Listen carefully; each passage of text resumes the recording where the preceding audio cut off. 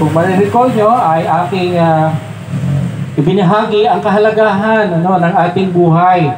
Dahil habang tayo nabubuhay pa, siyempre yun lamang ang pagkakataon na tayo makapaghanda para sa susunod nating buhay. Kasi kung ang pinaniwalaan nyo ay yung pananaw ng Biblia na mayroong kaluluwa ang tao na mananatili. Ibig sabihin, pagka namatay ang katawan, humihiwalay ang kaluluwa sa katawan at humaharap na sa patutunguhan kung saan siya dadalhin. At yun po ay nakadepende sa kung ano ang iyong relasyon kay Kristo. Yan. So yun po, kung natatandaan nyo, kaya napakahalaga na ngayon pa lang ay yung pakikinig natin sa salita ng Diyos ay ating samantalahin. Dahil hindi po sa lahat ng pagkakataon ay nakakarinig tayo ng kapahayagan ng salita ng Diyos. Dahil napaka-busy ng marami sa atin. Kaya nga, sabi nga sa kasabihan kahit sa Biblia, mas mabuti pa na dumalo sa isang lamay kaysa sa isang handaan. Bakit? Kasi sa isang lamay, lalo na sa ganito na mayroong magpapahayag ng salita ng Diyos, ay mabibigyan tayo ng pagkakataon na i-reflect yung buhay natin. Upang makita natin na ba, paano pagka ako na nasa kalagayan ni Kulot o ni Nestor, sabi ng iba sa inyo, ay saan kaya ako pupunta, yung aking kaluluwa. At ang Biblia naman po ay nagbibigay ng sagot o ng gabay. Kaya mahalaga po na hihilingin ko muli ang inyong itaimtim na focus.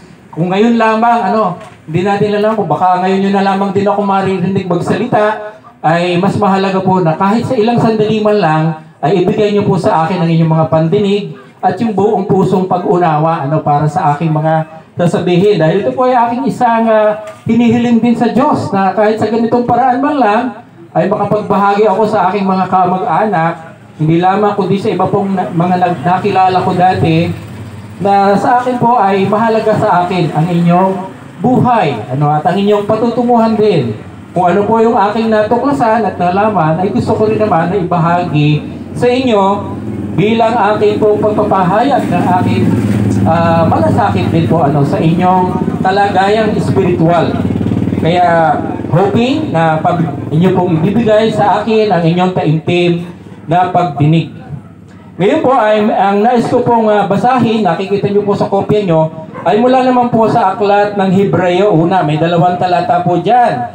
Buhat po sa Hebreo 9:27 at 28. Ito po ang sinasabi. Sabi po sa verse 27, at kung paanong itinakda sa mga tao ang mamatay na minsan, at pagkatapos nito ay ang paghuhukom. Verse 28, ay gayon din naman si Kristo na inihandog na minsan upang dalhin ang mga kasalanan ng marami. Sa ikalaway, ipapakita na hiwalay sa kasalanan. Sa ikaliligtas ng mga nagsisipaghintay sa Kanya. Pagpalain po ng Diyos ang Kanyang salita sa ating mga puso. Alam niyo po, ang keyword po dyan sa aking binasa na parehong binanggit sa 2 verse ay yung salitang minsan. Napansin niyo po ba? Minsan. Ang ibig sabihin sa English ay once. Once lang. Isang beses lamang. At yung po ang sinasabi ng Biblia patungkol po sa kamatayan ng tao. Minsan lang po mamamatay ang tao. So, doon po sa aking senior din last time, hindi po totoo yung pananaw na walang kaluluwa ang tao. Dahil po ang pananaw sa Western world na puro material lang, physical lang ang tao. Hindi rin totoo na ang tao po ay magre-reincarnate, yung parang paulit-ulit na babalik sa isang katawan. Hindi po ganon ang turo ng Biblia. Kundi ang sinasabi po ng Biblia, ang tao po kapag ka namatay, may pupuntahan na. At yun po yung paghuhukom ng Diyos. At doon po sa aking kwento sa inyo na mula rin sa Biblia, ay kung natatandaan nyo, patungkol sa mayaman at kay Lazaro, na kung saan yung mayaman ay napapunta doon sa dako ng pagdurusa, samantala yung pulubing si Lazaro ay sa dako ng kaaliwan, kapiling ni Abraham. Ngayon, gusto ko lang pong linawin, hindi po ang pagpunta sa dako ng pagdurusa ay dahil sa mayaman ka. O kaya ka pupunta sa dako ng kaaliwan ay dahil sa mahirap ka o pulubi. Hindi po. Nagkataong ganun lang po ang kalagayan nila. Pero, ang sinasabi po ni Abraham, ang naging tugon ng mga tao tungkol doon sa kasulatan o sa sinulat ni Moises at ng mga propeta, walang iba kundi ang Biblia. Yung po ang magdidikta kung saan pupunta yung ating kaluluwa. Kung pinakinggan po natin o binasa natin ang Biblia at ating tinupad yung mga kalooban ng Diyos na naririto, ay malamang doon po tayo sa dako ng kaaliwan, yun po ang pangako. Pero kung hindi po natin napapakinggan ang turo ng Biblia, kagaya ng mayaman, ay di wala nga siyang pagbabatayan kung paano dapat siya makikipagkapwa o paano sa makikitungo sa Diyos. At dahil doon, pinabayaan niya yung isang mahirap na si Lazaro. At mananagot siya doon, hindi siya tumulong, may kakayanan siya na tumulong sa mahirap, kundi dahil sa yun nga, wala siyang hindi niya alam na kailangan niyang managot sa Diyos pagkatapos. At kaya siya ay doon pumunta sa dako ng pagdurusa. At natutunan din po natin na wala nang lipatan. Kapag napapunta na ang kaluluwa sa isang dako, sa dako ng pagdurusa, doon na siya forever o puro pagdurusa ang kanyang mararanasan. At pagka naman sa kaaliwan na rin, parang yun po ay semblance ng impyerno, yung pagdurusa, at sa langit naman yung kaaliwan. Pero kagaya na nabanggit ko sa inyo, meron pa pong pangwakas sa paghuhukom na kung saan yung mismong dakong iyon ay ihuhulog doon sa impyerno. At yun po ang aking lilinawin ngayong gabi. Kaya inyo pong pakinggan para mas maging maliwanag po sa atin. Dahil may paghuhukom po na binabanggit ang Biblia. At sinabi po dito, yun po yung unang minsan lang mamamatay ang tao. Pagkatapos ay haharap na sa paghuhukom. Pangalawa, yung pong minsan, sabi niyan, minsan din lamang inihandog si Kristo para po sa mga kasalanan ng marami. Ibig sabihin, yung paghandog ni Kristo sa krus ng Kalbaryo, once lang din. Hindi na kailangang ulit-ulitin. Hindi na kailangang gayahin ng sino man. At yun po ang ginagawa ng ilan nating kababayan pagka mahal na araw na tinatawag, ginagaya yung pagpapakahirap ni Kristo o kaya pagpapakpako, sa totoo lang po, pasensya, pero yun po yung insulto sa ating Panginoong Jesucristo yung ginagawa ng mga tao na yun. Tapos na po ang paghahandog para sa kasalanan. Ang kailangan lamang ng mga tao ay manampalataya kay Jesucristo bilang sariling tagapagligtas. Tanggapin siya bilang Panginoon sa buhay niya. At yun po, doon niya makakamtan ng kaligtasan dahil babaguhin siya ng ating Panginoon. Ngayon, may binanggit pa po dyan, nung una po, ang Panginoong Jesucristo ay naparito sa mundo para maging tagapagligtas. Diba? Para iligtas tayo sa kasalanan, naghandog siya ng kanyang sarili. Pero sabi po dyan, umakyat na sa langit ang Panginoong Hesus, siya muling mabuhay. Sabi, babalik uli siya sa pangalawang beses. Ibig sabihin, meron po tayong sunod na event na inihintay. Hindi natin alam kung kailan magaganap. Paano kung sa ating panahon maganap? Yung muling pagbabalik ng ating Panginoong Jesucristo. Ang sabi po dyan, sa ikalaway, pakikita na hiwalay sa kasalanan. Ibig sabihin, hindi na para maging tagapagligtas sa kasalanan muli. Dahil hindi na siya maghahandog ng kanyang sarili. Kundi, sa ikaliligtas ng mga nagsisipaghintay sa kanya. Ibig sabihin, ito mo na pong palampasin at maingay.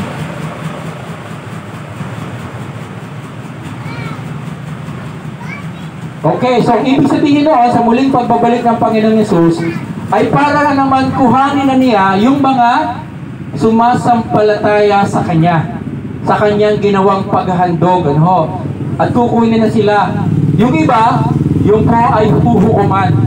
Yung po ang isang, sabihin natin kung hindi po tayo marunong matakot sa buhay na ito, yun ang dapat nating katakutan kung hindi tayo handa sa muling pagbabalik ng ating Panginoong Hesus. Dahil sabi po dyan sa ikalawang Korinto 5:10 ang ganito. Yan, may talata po muli dyan. Sapagkat tayong lahat ay kinakailangang mahayag sa harapan ng hukuman ni Kristo upang tumanggap ang bawat isa ng mga bagay na ginawa sa pamamagitan ng katawan ayon sa ginawa niya, maging mabuti o masama. Diyan po ang sinasabi sa pagbabalik ng ating Panginoong Jesucristo, sa pagharap natin sa Kanya, lahat po tayo ay haharap kay Kristo para hukuman. Para tayo magbigay sulit ng ating naging takbo ng buhay dito sa mundo. Sabi niya, mabuti man o masama. Okay? So, kung tatanungin po kayo, para sa inyo, sino si Jesucristo sa inyong buhay ngayon? Ano po ang inyong isasagot? Alam mo ba na isang tanong din yan nung panahon ng Panginoong Jesucristo? Ang Panginoong Jesus mismo nagtanong sa kanyang mga alagad. Sabi niya, sino ang anak ng tao? Patungkol niya sa kanya sarili. Ayon sa ibang mga tao. Sino ako? Parang gano'n. Sino ako sa tingin ng mga tao? Ang sagot po ng ilang mga alagad ay, kayo po ay isang propeta o isang guro o isang isang tagapagturo, o ang tingin sa kanya ay propeta. Tama naman po yun dahil propeta rin nga ang ating Panginoon. Pero higit pa po doon. Alam niyo po ang sagot niya ni Pedro, ni Simon Pedro. Sabi niya, ikaw ang anak ng Diyos na buhay. Ikaw ang Mesyas. O ikaw ang Kristo. At sabi ng Panginoong Jesus, mapalad ka, Simon Pedro. Dahil ang bagay na ito hindi inihayag sa iyo ng laman at dugo. Hindi ibig sabihin, ang ibig sabihin po nun ay hindi ang kapwa mo tao ang nagpahayag niya sa iyo, kundi ang aking Ama sa langit. Kaya nakilala po ni Pedro ang Panginoong Jesucristo hindi lamang bilang propeta, hindi lang isang guro, kundi siya mismo ang anak ng Diyos na nagkatawang tao at siya ang sinubong maging Mesyas o Kristo o siyang tagapagligtas. Kaya yun po may tatlong role po ako nababanggitin sa inyo. Major roles sa ating Panginoong Jesucristo. Marami, pero ito po ang pinaka-major roles niya. Una, siya po ay tagapagligtas nating lahat. Dahil siya ang anak ng Diyos na nagkatawang tao. At siya rin po ang sinasabing Panginoon. Dahil sa kanya po muling pagkabuhay, pinatunayan po niya na lahat ng kanyang pinangaral at sinabi ay totoo. Dahil sabi niya, ako ay papatayin, pero sa ikatlong araw, ako ay muling mabubuhay. At nangyari nga po yun. Ating ipinagdiriwang maging ang linggo ng pagkabuhay. Ano po? Ibig sabihin, siya rin ang Panginoon ng lahat. Siya, nasa sa kanya ang lahat ng kapangyarihan sa langit at sa lupa. Pero may pangatlo po siyang role sa buhay ng tao. At ito po yun sa kumuli niyang pagbabalik. Ano po yun? Bilang hukom. Kaya siya po ay Savior, siya ay Lord at Judge of all the earth. Meron po akong isang kwento. Ito ay nabasa ko nila, pero may kaugnayan po sana, nais ko sabihin sa inyo. Halimbawa, meron daw pong magkaibigan. Magkababata din sila. Nung bata-bata pa sila, ay magkalaro sila sa bukid. Ngayon, ang pangalan halimbawa ay Pedro at Juan. Ngayon, isang event nila ng paglalaro, napatapak sa isang kumunoy, si Juan.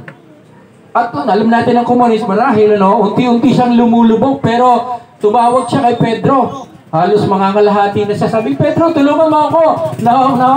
Napapunta ako sa kumunoy. Di dali-dali naman si Pedro. Naghanap ng kahoy. At iniabot kay Juan. Tapos unti-unting hinihila niya para makaalis doon sa kumunoy. At nakaligtas si Juan dahil sa tulong ni Pedro. Kaya kumbaga, ang naging role ni Pedro nung time na yon sa kanyang kaibigang si Juan ay isang tagapagligtas. Naging tagapagligtas siya sa kamatayan, at nagpasalamat si Juan at sila'y patuloy naglalaro. Ngayon sa kanilang paglaki na, pareho sila nagkahiwalay, si Pedro nagpunta sa lungsod sa Maynila, marahil si Juan naman sa ibang lugar. Ngayon, dumating ang panahon, na nagkita uli ang dalawa. Pero alam niyo po kung saan sila nagkita? Sa isang hukuman, mga adult na sila. Si Pedro po ay naging judge. Yun ang kanyang naging pinag-aralan at naging trabaho. Ito namang si Juan ay hindi pala naging magandang takbo ng buhay. Siya ay naging isang magnanakaw at isang parang gumagawa ng kriminal. Kaya nung siya ay mahuli, ay nagkaharap sila ni Pedro. Sabi niya ni Juan sa kanya sila, parang kilala ko ito itong hukom na ito yung si Pedro na aking kaibigan ng bata pa ako. Sabi na ko, ma-absurdo tiyak ako dito. Kahit na maraming ebidensya laban sa kanya. Pero alam niyo po, nung ginagawa na ang hearing, ay nakilala din ni Pedro si Juan. At nalungkot siya. Sabi, ikaw pala ang nasasakdal. Sa paglaon ng paglilitis, Ang sabi ni Juan kay Pedro, alam mo na naman siguro, gagawin mo, di ba? Niligtas mo ako ng bata pa tayo. So, gano'n na sinabi niya. Pero alam niyo po nangyari, noon yon, sabi ni Pedro, pero ngayon, iba na ang role ko sa iyo. Ako ay judge at ikaw ay napatunayang nagkasala. Kaya ikaw ay nahatulan ko ng ilang taong pagkakulong at babayaran mo yung iyong mga ninakaw. So ano naman po ang naging role ni Pedro kay Juan? Untay niyo, siya ay hukom, hindi na bilang tagapagligtas. Inaway, yun din po ang sinasabi dito. Noong unang pagparito ng Panginoong Hesus, siya po ay tagapagligtas. At alam niyo po ba yung timetable na yan? Hanggang ngayon, siya po ay tagapagligtas natin. Tagapagligtas siya ng mga tao sa kasalanan. Kailangan po ng tao na i-take advantage yung pagkakataon na pwede pa na maligtas habang hindi pa muling bumabalik ang ating Panginoong Hesukristo. Pero yun din po ay pagkakataon lamang para sa mga taong buhay pa. Kaya sa dalawang paraan lamang po tayo maaaring humarap sa paghuhukom sa ating Diyos. Una, kung tayo po ay mamamatay na. Kagaya po ni Kuya, may pinuntahan na po siya. Ako po ay mas pinaniniwalaan ko dahil nung siya po ay nabubuhay pa, nagkaroon po ako ng pagkakataon din, ibahagi sa kanya ang patungkol sa pagliligtas ng Panginoong Hesus at siya po ay nagpahayag ng kanyang pananampalataya. At sa mga ilang huling sandali ng buhay niya, nakakasama rin namin siya paminsan-minsan sa church. Kaya po ako naniniwala na nakamtan niya ang kaligtasan nung siya ay nabubuhay pa. Pangalawa, kung ibig sabihin ang unang pagkakataon na maaari tayong humarap sa Diyos ay kung tayo mamatay na sa physical, kinuha na ng Diyos yung ating pahirap na buhay. May pupuntahan na po ang kaluluwa ng tao, either doon sa dako ng pagdurusa o sa dako ng kaaliwan. Sa Biblia po, wala pong panggitna na parang temporary muna. Hindi, permanente na po ang pupuntahan. Ngayon, ang isa pa ay kung bumalik na ang ating Panginoon. Lahat po tayo na nabubuhay pa ngayon sa mundo, haharap tayo sa ating Panginoong Hesus. Ang tanong, handa ka na ba? Kagaya ng inawit natin kanina, handa ka na bang humarap sa Diyos at ipagbigay sulit kung paano ka nabuhay sa mundong ito? At ikaw ba ay merong kapanatagan sa iyong puso na tatanggapin ka ng Panginoong Jesucristo sa kanyang kaharian? Yan po ang mahalagang tanong, basic question sa ating buhay na dapat po ay masagot natin habang tayo nabubuhay pa. Dahil pagka po tayo namatay na, wala na. Tapos na po yung ating pagkakataon.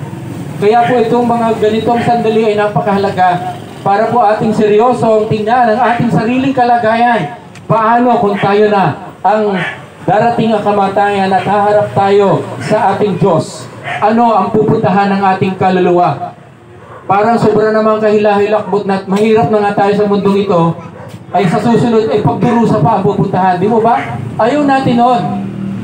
Kaya nga po ang pamamahayag ng salita ng Diyos ay nais ginagawa sa lahat ng lugar kung hanggang may pagkakataon.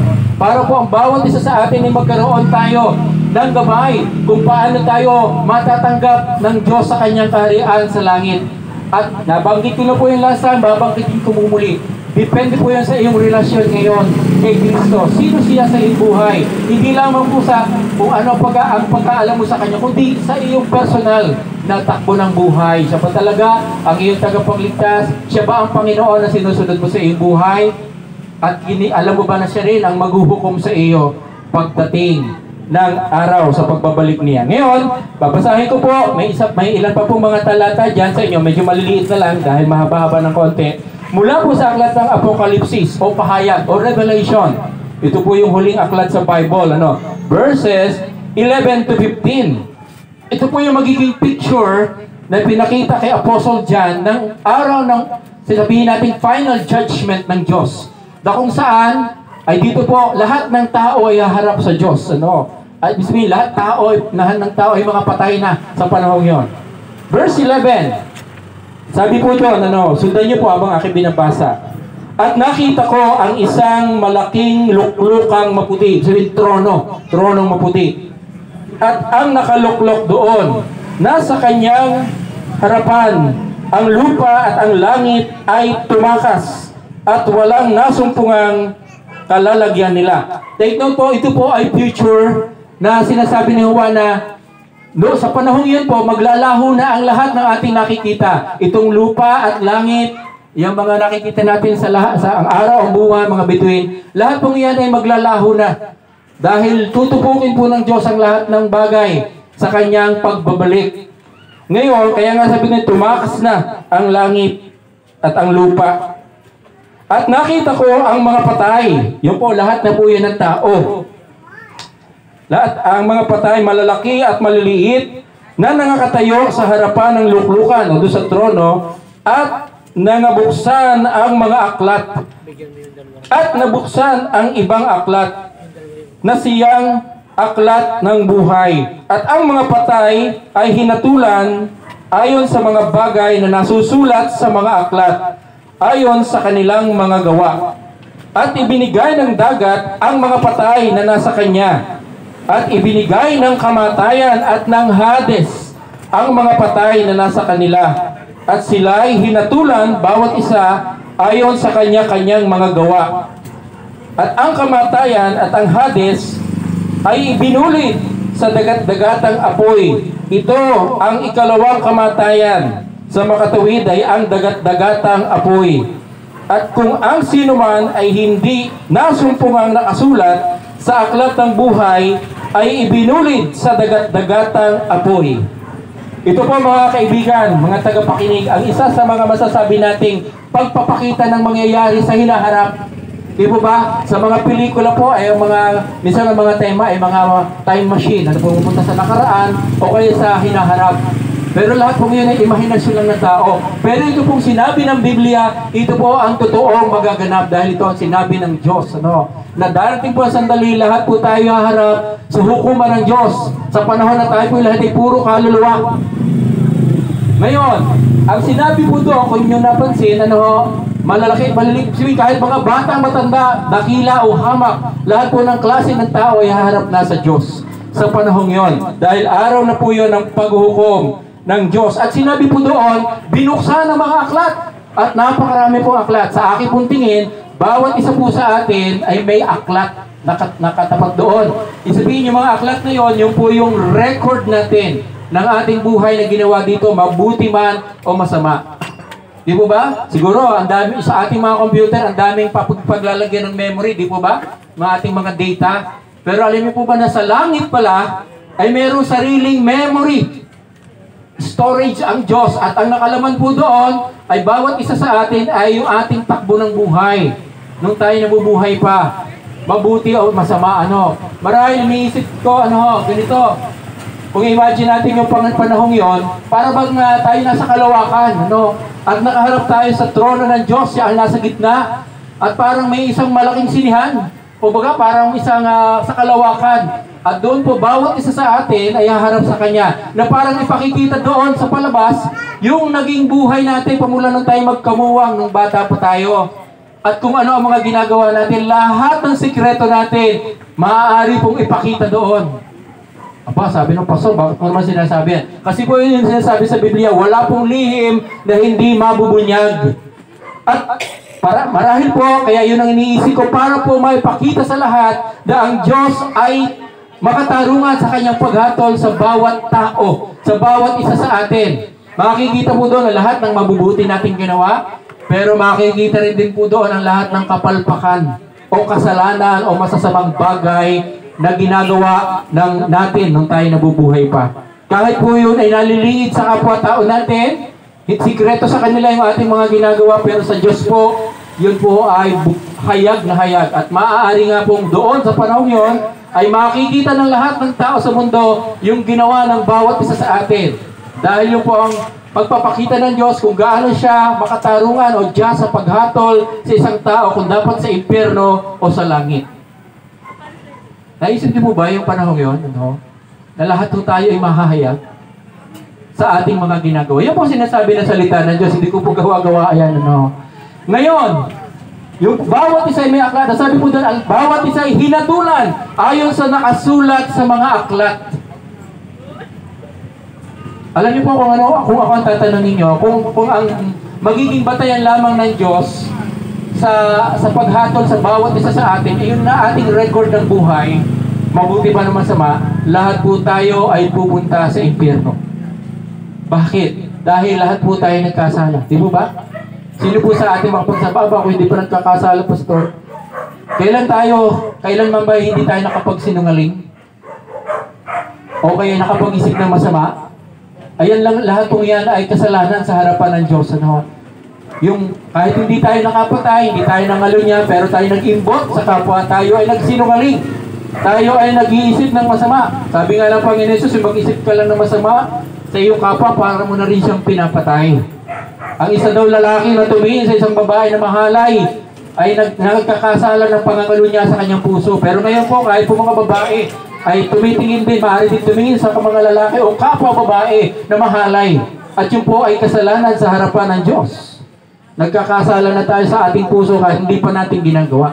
Yun po ang sabi ng Panginoong Kristo. Kaya maliwanag lang po sa Biblia sinasabi, lahat po tayo nagkasala at walang sino mang nakaabot sa kaluwalhatian ng Diyos. Ngayon, bakit may ibang mga tao na papasok sa langit? Kung lahat naman ay nagkasala. Yung po may binanggit po doon, may isa pang aklat. Kumbaga on the basis ng mga aklat natin, yung pansarili nating aklat, lahat tayo po ay failed. Bagsak tayo lahat, hindi tayo papasok sa langit. Pero may binabanggit po doon isang aklat, yung aklat ng buhay o aklat ng kordero. Ang sabi po doon, at binuksan din ang aklat ng buhay. At ang sino mang hindi natagpuan ang pangalan sa aklat ng buhay ay ibubulit sa impyerno o sa dagat-dagatang apoy. Yun po pala ang final basis ng Diyos. Kahit po sa isang tao, siya ay bagsak dahil makasalanan, pero hahanapin ang pangalan niya sa aklat ng buhay. Kung napasulat doon, hindi siya ibubulit sa impyerno. Yun po ang basis ng Diyos sa paghatol, ultimately. Ngayon, ang tanong, Pastor, paano mo ba mapapasulat ang pangalan sa aklat ng buhay? Yan po ang dapat nating tanong. Alam niyo po, sabi ng Panginoong Kristo, maliban ang isang tao ay ipanganak na muli, hindi niya makikita ang paghahari ng Diyos. Para po tayo ay mapasulat ang ating pangalan sa record ng NSO, sa PSA na ngayon, di mo ba, ang tawag din ay birth certificate, tama? At inire-record po yan. Alam niyo po ba na meron ding birth certificate na panglangit naman ang record? At yun po yung sinasabi ng ating Panginoong Jesus. Kailangan pong ipanganak na muli ang bawat tao na namatay dahil sa kasalanan.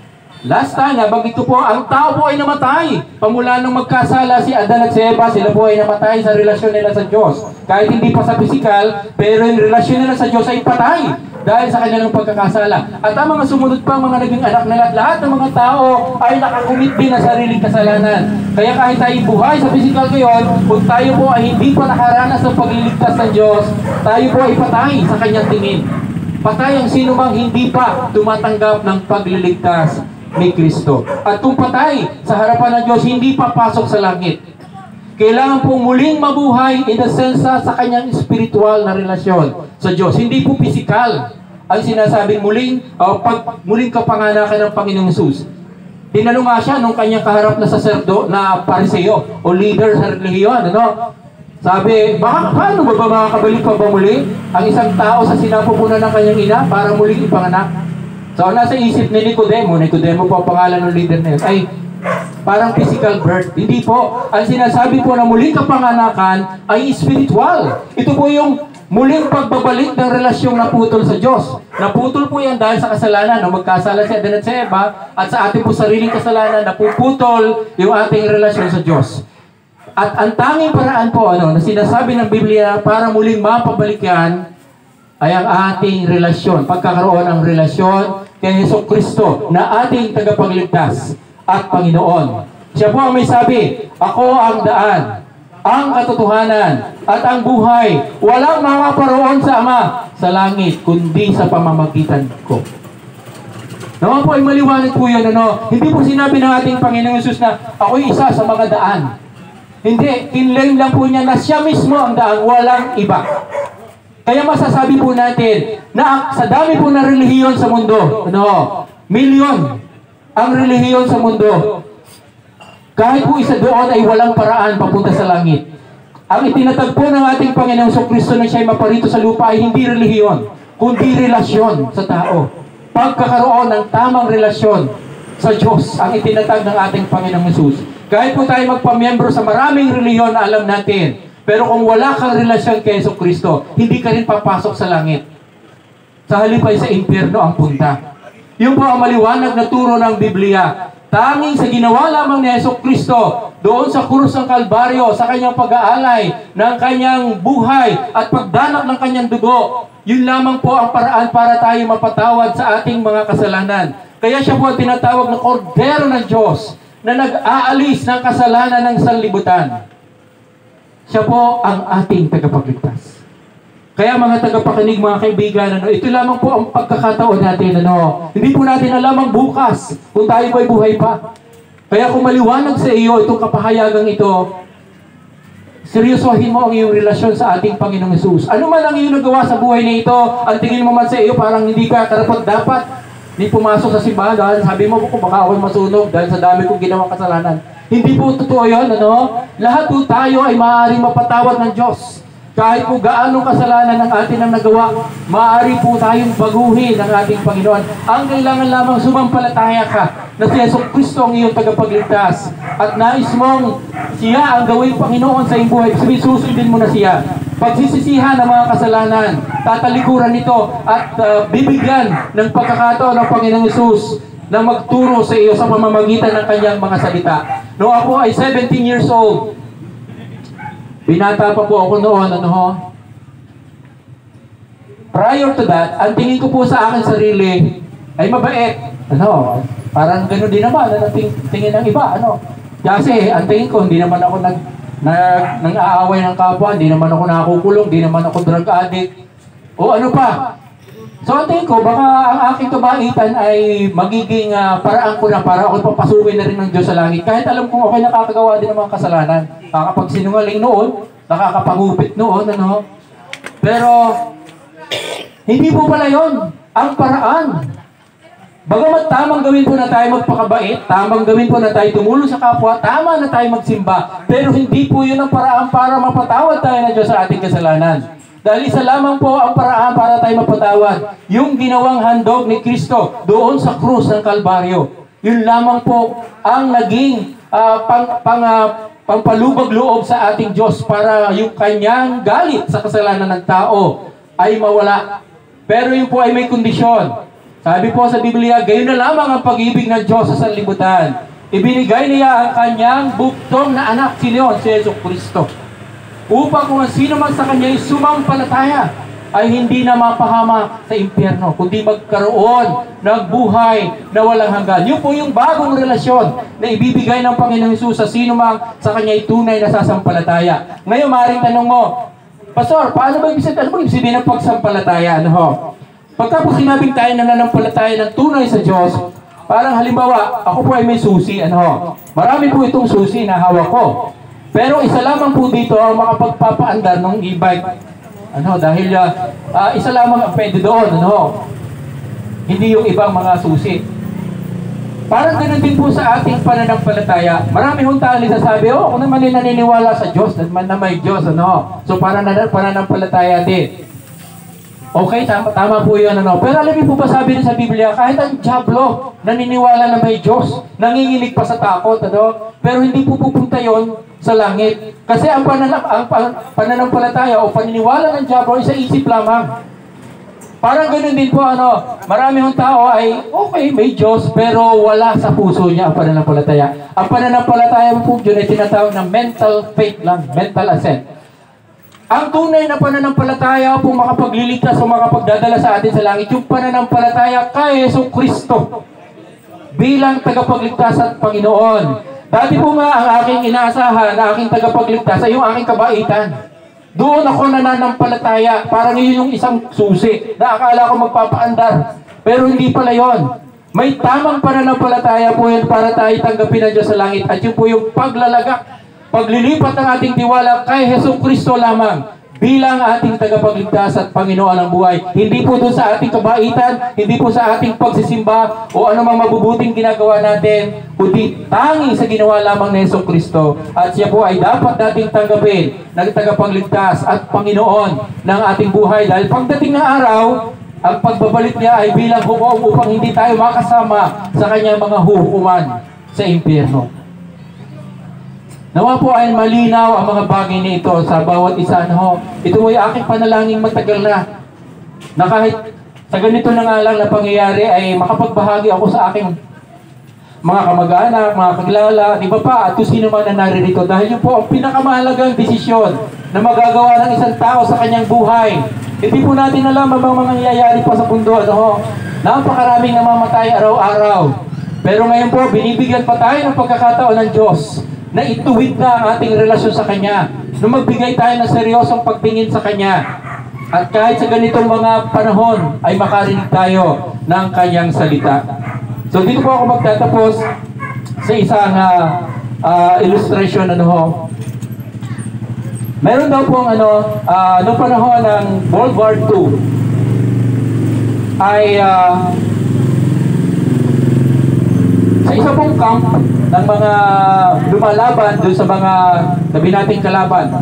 Halimbawa, yung mga Russian, yung mga miyembro ni Hitler, ika nga, yun ang mga kalaban noon, ng isang grupo.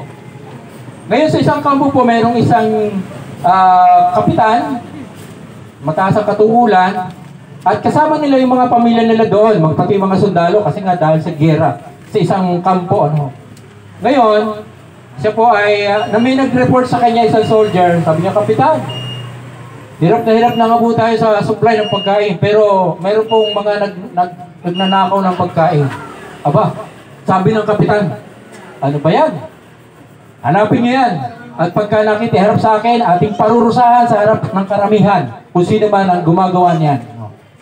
Hindi ganun nga. Eventually, bumalik ulit after ilang araw, yung mga soldiers sabi, Kapitan, mabuting balita po, nahuli na po ang gumagawa ng pagnanakaw ng pagkain.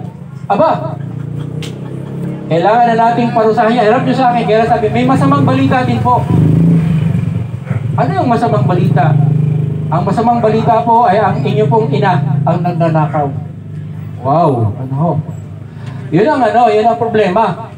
Ang ina pala niya ang nagnanakaw. Pero, alam niyo po ba, ginawa ng kapitan, dahil siya nga ay kapitan, kapag hindi niya ay ginawa yung sinabi niya na parurusahan sa harapan ng mga tao, yung nagkasala, ay parang hindi na siya irerespeto ng kanyang mga tauhan. Kaya pinatawag pa rin niya ang kanyang ina. At dahil napatunayan na siya nga ang nagnanakaw. Pero di sinabi yung kasalanan. At nakatipo ng maraming tao, yung mga soldier at iba pang mga kapamilya nila. Pero nung akma na po, lalatiguhin, dahil lalatiguhin ng ilang beses yung nagkasala sa harapan ng mga tao. Ngayon, sabi nung kapitan, Teka, nahabag po yung kapitan. Dahil kahit nagkasala siya, kanya pa rin ina ito. Ang ginawa ng kapitan, binubad niya ang kanyang uniforme. Tapos, niyakap niya mula sa likod ng kanyang ina. Sabi, sige, ako ang inyong latiguhin para sa aking ina. Yun nga, at yun po, isang pangyayari. Ngayon, parang inilalarawan po noon, alam niyo po ba mga kaibigan, ang ginawa ng ating Panginoong Kristo para sa bawat isa sa atin. Tayo po ang nagkasala sa harapan ng ating Diyos. Pero dahil po sa pag-ibig sa atin ng Diyos, ang ginawa po niya, siya po ay nagkatawang tao at siya po ang tumanggap ng parusa sa ating mga kasalanan doon sa krus ng Kalbaryo. Siya ang naging substitute natin, kahalili. Yun po ang great transaction na ginawa ng ating Panginoon bilang pagmamahal sa bawat isa sa atin. Para ang iyong pangalan ay mapasulat doon sa aklat ng buhay. Para ikaw ay muling ipanganak sa relasyon mo sa Diyos at hindi ka doon sa impyerno magtungo. Yan po yung paghalimbawa na ginawa ng ating Panginoong Kristo. Pero depende po yun sa magiging tugon mo sa Kanya sa mga kapahayagang ganito. Maaaring narinig mo itong ganitong pamamahayag dati pa, pero hindi mo gaanong pinapansin. Sana ngayon ay pansinin mo na at bigyan mo ng seryoso pagtingin. Huwag kang matulad sana sa sabi ng Panginoon Jesus na naghasik, na papunta sa dakong, sa lansangan, yung mga hinihasik. At tinukalan ng mga ibon. Ibig sabihin, kinuha lang ni Satanas yung mga katotohanan na yon dahil hindi nakikinig ng ayos. Iba ang iniisip, iba ang priority. Huwag din tayo matulad lang doon sa nahasik sa dako ng dawagan na matinik, na mga tinik o kaya mababaw lang. Ang soil, mga mabato. Nung sumikat na ang araw, kahit natububo ng konti, nasira, natuyo ka agad kasi mababaw. Maaaring tayo nakarinig dati, pero hanggang doon lang, sa susunod, hindi na tayo nakinig, ayaw na natin, parang na-feeling guilty tayo pagka nakakarinig. Pero, huwag din po tayo makatulad doon sa napapunta sa tinikan nga, na ibig sabihin, tumubo pareho, pero tumubo rin ng maraming damo, nakasabay, at sabi doon, ininis ng damo at ng tinik. Kaya hindi rin nagbunga yung napapunta sa tinikan. Parang po yung mga tao na nung sa simula, nakakadalo sila sa mga Bible study o pangangaral ganito, natuwa sa simula, pero dahil sa mga alalahanin sa buhay, at sabi pandaraya ng kayamanan, dahil mas inisin, baka ako'y hindi na ako makapagtrabaho ng ganito pag ako'y nakinig dito. Baka ako'y mahadlangan ang aking mga ginagawa sa trabaho na mga illegal pala, dahil ang itinuturo ay patungkol sa katuwiran. Yan po ang nagiging dahilan ng mga tao. Kaya parang pag dadaloin, magigilty na naman ako dito, di na ako dadalo. At dahil po doon yun, ininis ng mga damo o ng mga bagay na yung mga napapunta na sa kanyang puso na walang bisa at hindi nagbunga. Sana ikaw yung tinatawag ng Panginoon Jesus na mabuting lupa na handa na, dahil sa kapapakinig, parang nalilinis na yung mga dawag at naging ready na sa pagtanggap niya sa salita ng Diyos. Sabi doon, nagbunga ng 30, 60 at 100. Sabi nag-multiply, sabi nagbunga yon ng tunay na pananampalataya at pagsunod kay Kristo, nagbunga ng kaligtasan sa buhay niya. Nawa po, ang bawat sa atin ay maging mabuting lupa. Ibig sabihin yung kalagayan ng ating puso ay handang tanggapin ang mga katotohanan ng ating Panginoon at hindi patuloy na maalipin ang takbo ng mundong ito. Sabi po ng Panginoon Jesus, ang lahat sa mundong ito ay mapaparam, subalit ang kanyang salita kailanman ay hindi mapaparam, kundi ito'y mananatili pagpakailanman. At on the basis of His Word na nahayag po sa atin, narinig natin, dyan din po tayo hahatulan ng ating Diyos kung ano ang naging tugon ng bawat isa sa atin. Kaya at this point, nais ko po tayo muling yumuko, maaari pumikit, huwag po nating pansinin ng sino man, isipin po natin ang ating Panginoong Jesus muli, naririto, at nag-aalok siya, sabi niya, ako'y nasa pintuan ng iyong puso, at tumutok-tok, kung sino man ay magduminig sa aking tinig, at magbukas ang pinto, ibig sabihin, handa mo na siya isang palatayan at handa mong tanggapin siyang tagapagligtas. Sabi niya, ako'y papasok sa kanya, hahapong kasama niya. Ililigtas ka niya. Yan ang pangako niya. Kaya mula sa iyong kaisipan, malakas man o tahimik lamang, maaari ka sumunod sa isang panalangin. Nagawa ko na itong panalangin ito na ako'y 17 years old. Dito rin sa lugar na ito natin, dyan sa may tapat dati ng Ara Construction Supply, doon sa likod, meron doon pong nangaral. At ganito rin ang pangangaral at ako po ay sumampalataya kay Kristo. Pamula po noon hanggang ngayon, hindi ko po pinagsisihan yung pangyayari ngayon po ang pinakamahalagang desisyon na ginawa ko sa aking buhay. Nawa, matanggap mo rin ang pagliligtas ng ating Panginoon. Kung ikaw, sabi po pastor, na ako po'y sumasampalataya kay Kristo. Siya nga ang aking tagapagligtas. Siya ay namatay sa krus ng Kalbaryo para sa aking ding kasalanan. Siya ay nilibing. At noong ikatlong araw ay muling nabuhay at mula noon hanggang ngayon nananatili siyang buhay. Hindi na siya namamatay. At ako'y sumasampalataya sa Kanya. Binibigay ko sa Kanya ang aking kasalanan upang tanggapin naman ang Kanyang pagpapatawad at ako'y Kanyang iligtas bilang Kanyang minamahal na anak. Kung yan din po ang sinanais mo sa sandaling ito, ano man ang nagawa mo sa iyong buhay, kilalanin mo si Yesu Kristo na iyong tagapagligtas dahil yan ang nais niya sa buhay mo. Sumunod ka sa panalangin ko, tahimik man o magsalita ka man. Sabi mo sa Kanya, Panginoong Jesus, inaamin ko po na ako ay makasalanan at kailangan ko po ng iyong pagpapatawad. Naniniwala po ako na ikaw lamang ang tagapagligtas sa kasalanan. Hindi ang relihiyon, hindi ang anumang gagawin ko sa aking buhay, kundi yung ginawa mo, tinapos mo na doon sa krus ng Kalbaryo na paghahandog sa kasalanan. At dahil doon ikaw tumanggap ng parusang para sa akin. Pero dahil po ngayon ikaw ay muling nabuhay, akin pong binubuksan ang aking puso at inaanyayahan kitang pumasok sa aking buhay bilang sarili kong tagapagligtas. At Panginoon, na susundin ko mula ngayon. Tulungan mo po ako na lalo pa kitang makilala at ako'y makapabuhay din ng kalugod-lugod sa iyo mula ngayon.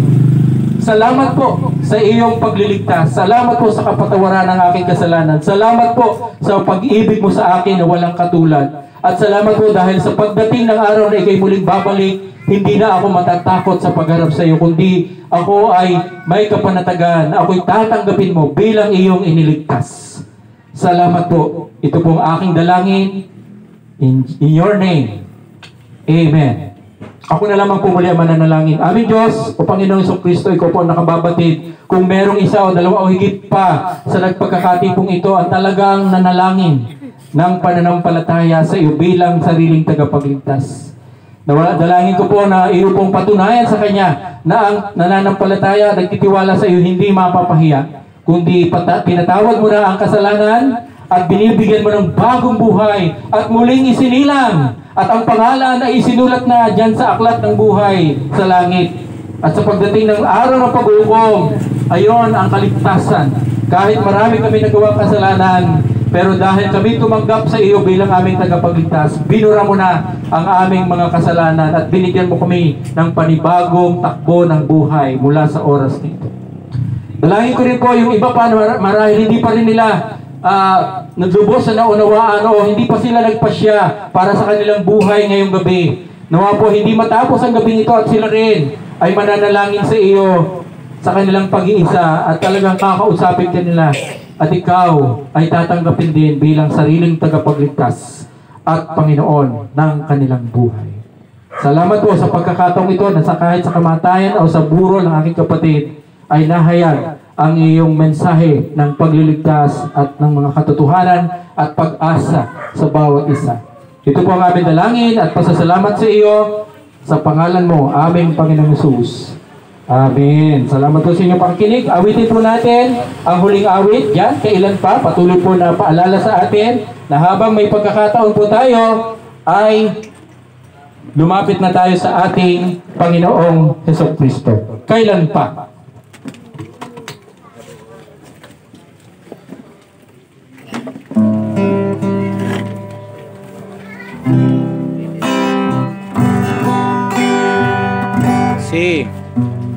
Kailan pa ibibigay ang buhay mo't lakas sa Kanya na nagbigay sa'yo ng buhay na wagas? Ang pangalan niyang banal, kailan itatanya? Kung wala ng pagkakataon at huli na ang lahat, at kung ang araw mo'y lumipas na, makuha mo pa kaya siya ay pagkuran? Kailan pa kaya maglilingkod sa Diyos? Kung hindi ngayon, kailan pa? Ulitin po natin from the start. Kailan pa ibibigay ang buhay mo't lakas sa Kanya na nagbigay sa'yo ng buhay na wagas? Ang pangalan niyang banal, kailan itatanyag? Kung wala ng pagkakataon at huli na ang lahat, at kung ang araw mo'y lumipas na, makuha mo pa kaya siya ay pagkuran? Kailan pa kaya maglilingkod sa Diyos? Kung hindi ngayon, kailan pa? Ulitin natin ang koro. At kung ang araw mo'y lumipas na, makuha mo pa kaya siya ay paglingkuran? Kailan pa kaya maglilingkod sa Diyos? Kung hindi ngayon,